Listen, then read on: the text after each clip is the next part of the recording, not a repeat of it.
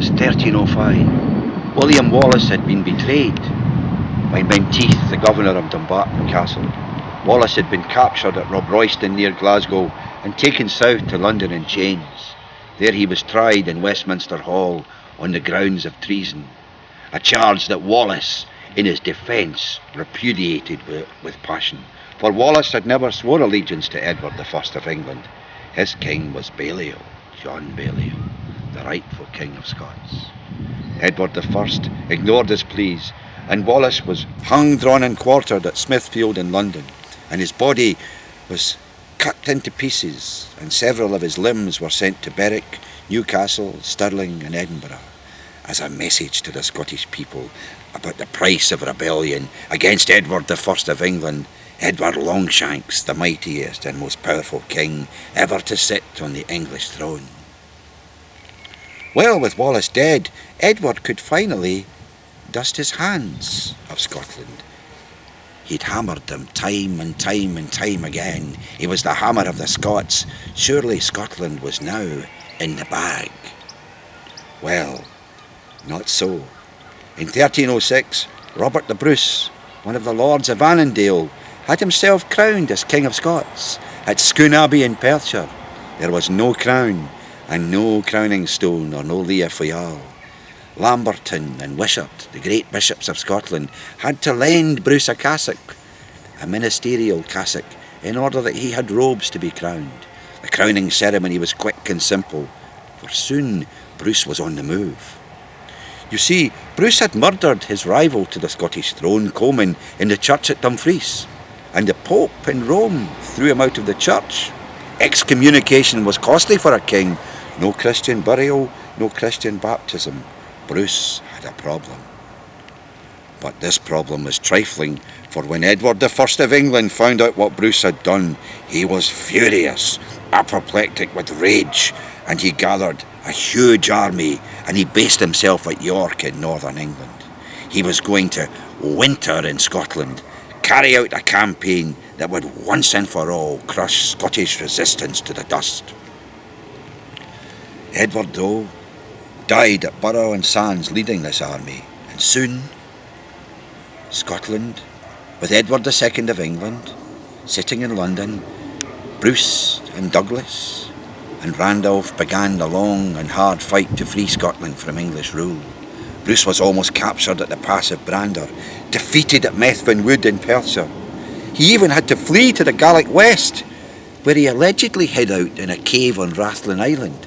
And this is where the story of Bruce and the Spider is born. Try and try again. That's what many Scottish school children are told, as Robert the Bruce did.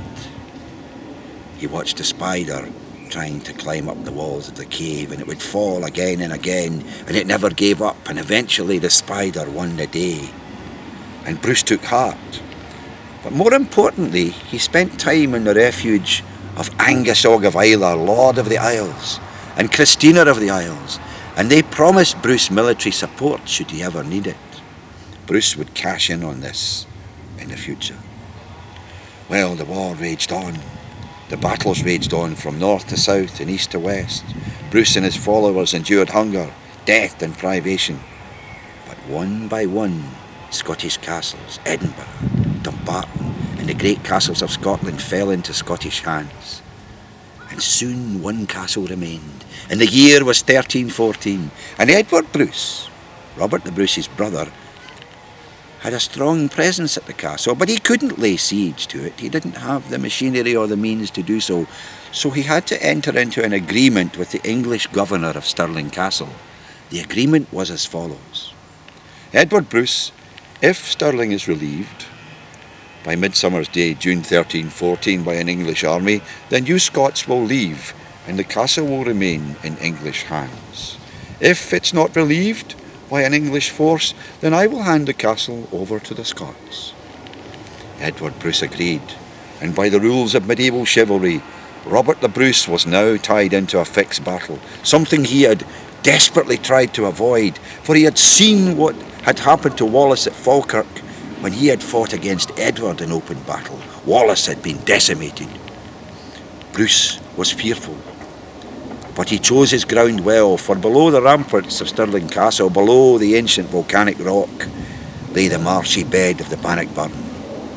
And he dug pits, and he threw calthrops down, and he trained his spearmen to operate as schiltrums like hedgehogs. He trained them to operate in a disciplined and courageous way, for they would need it when the hour came. Well, Randolph, Maury and Bruce and Gilbert Hay stood on the field at Bannockburn, and in the distance they could see the mightiest army that England had ever led in the field, with Edward II at the front. They could hear the movement of hoofs, the rattle of armour, the pennants flying by their thousands. This was a massive army. They were outnumbered hugely. What was the Bruce to do? Bruce had remembered Angus Og of Islay and had sent an envoy to ask Angus Og for the military support that he'd promised many years before. But the English army was gathering. It got bigger and bigger and bigger and stronger, and still there was no Angus Og or his Islesmen. Randolph tried to calm the Bruce, so did Keith and Gilbert Hay. There was no calming the Bruce. He was fearful of defeat. But on the edge of battle, over the distance below the Flanders moss and under the lip of Ben Lomond, came Angus Og of Islay and his Islesmen, 1,000 strong. These mailed Hebridean warriors were experts at hand-to-hand fighting, and over the next 2 days their contribution was invaluable. For Bruce in the early stages of the battle, on the back of a pony with a battle axe, had roundly defeated an English knight, Sir Henry de Bohun, and this had lifted the Scots in their hearts. Well, the battle swung one way and then the other, but the key to the battle was not just the spearmen or the schiltrums that held against wave after wave after wave of English cavalry attack, but the prowess and courage of the Hebridean Islesmen, who with their Norse battle axes did tremendous damage to the English ranks. After 2 days the battle was won. Edward II and of England fled the field. The booty was enormous and the bodies were thick in the Bannockburn. But the battle wasn't over. For Bruce had to continue the fight. He had to carry the fight on into the northern shires of England, attacking and burning and plundering English villages in Cumbria and Northumbria and as far south as York. The English had to, unfortunately, be driven to the negotiating table. And in 1320 the Declaration of Arbroath was signed, the Scottish Declaration of Independence. It is not for riches, neither is it for honour, but it is liberty alone that we fight for. So long as there shall be but 100 of us alive, we will never consent to the dominion of England. This was a Declaration of Independence that made Bruce King of Scots and not King of Scotland. Well, it wasn't until 1328 that the English king was to sue for peace. And in treaties at Northampton and Edinburgh, Scotland was recognised as a free and sovereign and independent nation once again. Bruce's work had been done well. But still the Pope hadn't lifted the excommunication. And this troubled Bruce greatly. For a Christian king with no baptism, it was unthinkable. So he asked the good Sir James Douglas, his great friend and ally, if he would take Bruce's heart to the Holy Sepulchre in Jerusalem. Bruce died in 1329 at Cardus on the Clyde, and his body was brought from the west to the east over Loch Lomond, and it was buried here in Dunfermline Abbey behind me, where 7 to 8 Scots kings lie buried under the foundations of the church.